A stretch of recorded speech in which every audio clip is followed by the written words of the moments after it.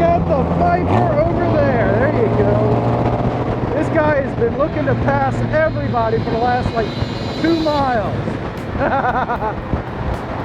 He has been tailgating the shit out of people. Oh, there he goes.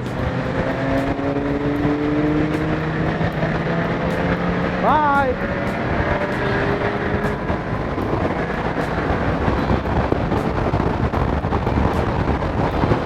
That guy is gone. All right, we got to see what he does with pole position up here.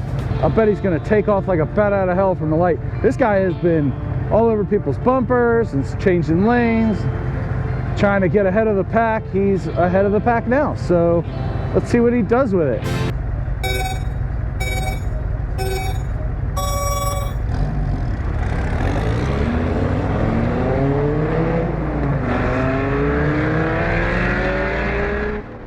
Well, I guess he's gone.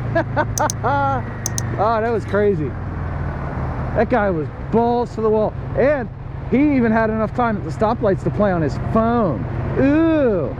See you all in the next one. Bye.